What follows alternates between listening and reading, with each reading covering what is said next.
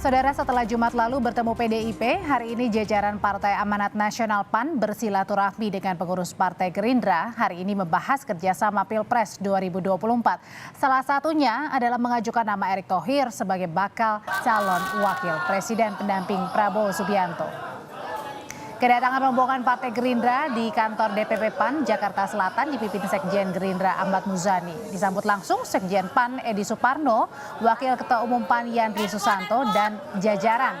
PAN saudara membenarkan pertemuan kali ini adalah bagian dari rangkaian komunikasi yang semakin intensif jelang pemilu, termasuk mengusulkan nama Ketua Umum PSSI sekaligus Menteri BUMN Erick Thohir sebagai bacawa pres Prabowo.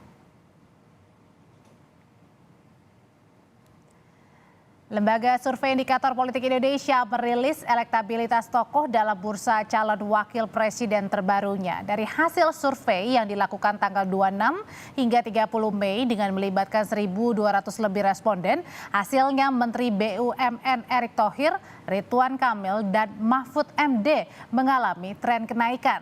Sementara Direktur Eksekutif Indikator Politik Indonesia Burhanuddin Muhtadi menyebut untuk nama Sandiaga Uno dan AHY justru mengalami tren penurunan. Dari hasil survei Indikator Politik Indonesia menempatkan 3 nama bacawa pres yang punya elektabilitas teratas. Ini ada nama Menteri BUMN Erick Thohir yang memperoleh 15,5%, kemudian ada nama Gubernur Jawa Barat Ridwan Kamil dan ada nama Menko Polhukam Mahfud MD dengan 13,4%. Dan setelah Jumat kemarin PAN bertemu dengan PDIP menawarkan nama Erick Thohir sebagai bakal calon wakil presiden pendamping Ganjar, hari ini giliran Partai Gerindra yang bertemu dengan PAN membahas peluang kerjasama politik di pemilu 2024. Pertanyaannya, benarkah ini nama Erick Thohir kembali disodorkan kepada Partai Gerindra sebagai bakal calon wakil presiden Prabowo?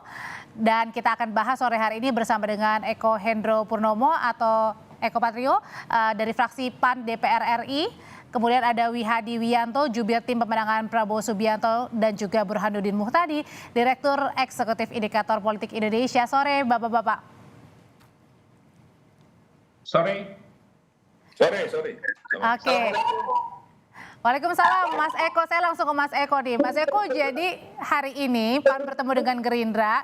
Jadi menu utama yang ditawarkan PAN adalah nama Erick Thohir sebagai bacawa presnya Prabowo Subianto, betul?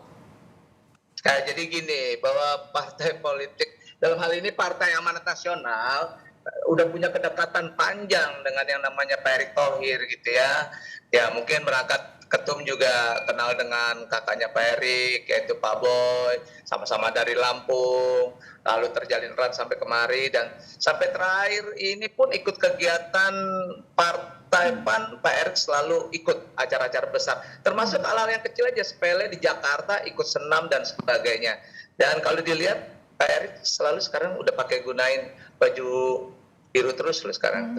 Jadi benar ya tawarnya adalah Pak Erick sebagai bacawa presnya Gerindra kalau misalnya PAN mau merapat ke Gerindra? Ya, jadi bahwa yang dari kemarin aja paralel juga dari PDI Perjuangan bahkan sampai ke tadi Gerindra, ya kita jadikan bahwa Pak Erick Thohir itu menu utama untuk mendampingi calon presiden baik dari PDI Perjuangan maupun dari Gerindra. Oke, hasilnya apa Pak Wihadi? Diterimakan nama Erick Thohir sebagai bacawa pres pendamping Pak Prabowo? Ya, saya kira ini tadi kan pertemuan lanjutan. Jadi apa yang diajukan oleh PAN sebagai cawapresnya Pak Prabowo itu adalah Erick Thohir. Ya, kita menghargai apa yang diajukan oleh PAN, tetapi bagaimanapun juga kita juga berkoalisi dengan PKB, dan tentunya kita semua juga mesti harus bicara dengan PKB, karena bagaimanapun juga kita dengan PKB sudah mempunyai kesepakatan sebagai koalisi, dan dalam hal ini kita sama-sama juga menentukan siapa daripada cawapresnya. Jadi saya kira. Tapi masuk kriteria nggak Pak Wihadi nama Pak Erick Thohir ini? Ya, kalau kita melihat apa yang sudah dilakukan saat ini dengan survei-survei, tentunya kriteria itu banyak, yang masuk kriteria banyak sekali. Ada Gus Mohaimin juga, kemudian Erick Thohir, semuanya ini kan putra-putra bangsa yang memang layak untuk sebagai cawapres, tapi kan ini semuanya tidak bisa kita langsung menentukan hal yang demikian penting ini. Jadi semuanya kita bicarakan dengan koalisi kita, dan nanti bagaimanapun juga komunikasi sudah terjalin, dan saya kira dengan komunikasi terjalin ini tidak selesai begitu saja, tapi kita selalu intens. Berarti artinya masih ada komunikasi lanjutan ya Pak Wihadi. Kalau gitu sekarang saya ke Mas Burhan. Mas Burhan, sebenarnya apa sih yang lagi disasar sama PAN nyodorin nama bacawa presnya Pak Erik, padahal kan ada nama ketumnya Pak Zul? Pertama begini ya, bagaimanapun PAN adalah partai yang mungkin menurut saya ya mengedepankan asas meritokrasi dalam proses regenerasi kepemimpinan nasional. Jadi meskipun PAN memiliki ketua umum, tetapi PAN sangat membuka diri bagi munculnya tokoh-tokoh non partisan untuk dinaikkan kelasnya, baik sebagai capres atau cawapres. Nah, karena PAN perolehan suaranya kurang lebih 7%, maka PAN menawarkan cawapres dalam hal ini adalah Erick Thohir. Nah, kebetulan Erick kan bukan orang partai satu sisi, tapi di sisi lain Erick juga punya keunggulan teknokratik untuk ditawarkan PAN sebagai cawapres baik kepada Pak Prabowo maupun Ganjar Pranowo. Keunggulan teknokratik tentu sebagai menteri, ya. Kita tahu di antara menteri terbaik menurut publik selain Pak Prabowo ya Erick Thohir dan Sri Mulyani, ya. Selain jabatannya bertambah sebagai ketua umum PSSI. Kebetulan posisi terakhir ini yang mengatrol elektabilitas Erick Thohir ya sebagai cawapres naik cukup signifikan, kurang lebih 3-4%. Dan menurut saya ini yang kemudian menjadi dasar buat PAN untuk lebih percaya diri menawarkan Erick Thohir ya sebagai cawapres baik buat PDI Perjuangan atau Gerindra. Tapi lagi-lagi menurut saya ini menarik ya, PAN tidak menawarkan ketua umumnya, tetapi sosok yang dianggap punya keunggulan teknokratik yang kebetulan punya hubungan baik dengan Pak Zulkifli Hasan secara personal. Nah, oleh karena itu saya juga mau nanya nih, Mas Eko, kenapa sih PAN ini harus ke PDIP, sekarang ke Gerindra, nawarin bacawa presnya Pak Erik? Apa kemarin ini ditolak secara langsung di mentah-mentah? Tidak mau PDIP bacawa presnya adalah Pak Erik? Kan gini, berpolitik itu cair, itu satu. Yang kedua, saya melihatnya bahwa kemarin oleh PDI Perjuangan kita diundang gitu ya, bukan diundang silaturahmi lalu prosesnya adalah bekerja sama. Nah, dalam bekerja sama itu kan ada proses-proses, baru pertemuan pertama, mungkin ada pertemuan kedua dan ketiga. Nah, ini yang menariknya lagi berkaitan dengan Pak Jul, kenapa tidak menjadi bagian dari cawapres dan sebagainya. Justru sekarang ini lebih menarik lagi. Pengurus-pengurus dari daerah tingkat wilayah, DPW, DPC, ranting dan sebagainya sangat setuju bila Pak Zulkifli Hasan disandingkan dengan Pak Erlangga, gitu ya. Karena ada giroh di sana. Ada giroh. Kenapa? Iya, poros baru dong itu kalau misalnya ada. Ya, nggak apa-apa juga kan ini orang-orang hebat. Tadi bilang Mas. Jadi masih galau ya PAN ya? Apa gimana Mas Eko?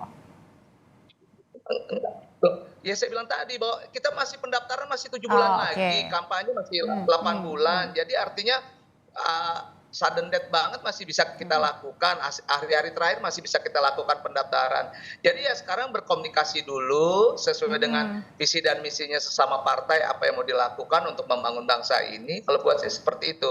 Jadi artinya ya kita punya dua jagoan, Pak Erick Thohir dan juga Pak Hasan gitu loh. Tapi kemudian kalau bagi Gerindra, Pak Wihadi sebenarnya merasa dinomor dua kan nggak sih setelah kemarin PAN justru duluan menawarkan nama Pak Erick di PDIP bukannya Gerindra? Saya kira tidak ada yang merasa dinomor dua kan, karena kan pertemuan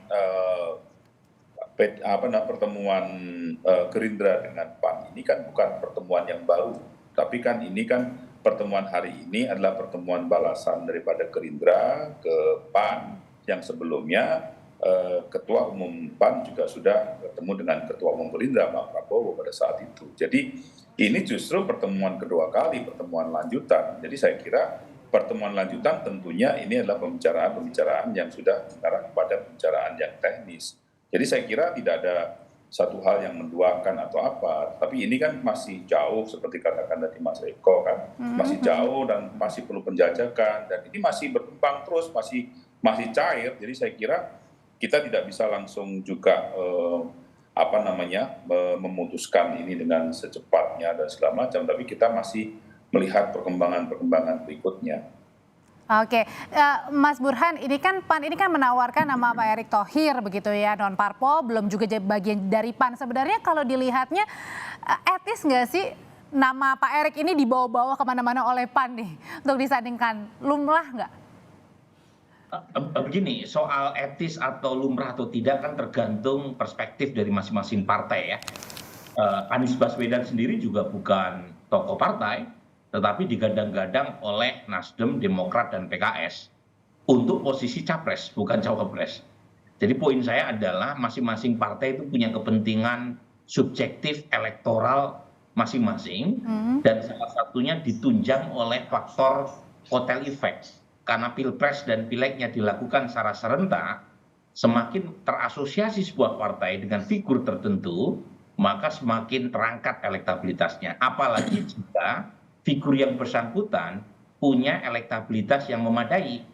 Nah, Anies Baswedan sendiri meskipun bukan peringkat paling atas, tapi kan elektabilitasnya sebagai capres top 3. Nah, Erick Thohir terakhir data saya malah menunjukkan pemuncak klasemen sebagai cawapres, meskipun selisihnya dalam margin of error dengan Ridwan Kamil. Jadi pada titik itu mungkin ada kebutuhan buat PAN mengasosiasikan dengan Erick Thohir dan mendapatkan paling tidak kotel effect minimal sebagai cawapres jika Pak Wiyah bersedia untuk memilih Pak Erick Thohir. Nah, kalau gitu pertanyaan selanjutnya, apakah total untuk kenaikannya ini juga sudah dirasakan oleh PAN nih dengan membawa-bawa nama Pak Erick Thohir? Usai jeda nanti Bapak-Bapak akan menjawabnya. Tetaplah bersama kami di Kompas Petang.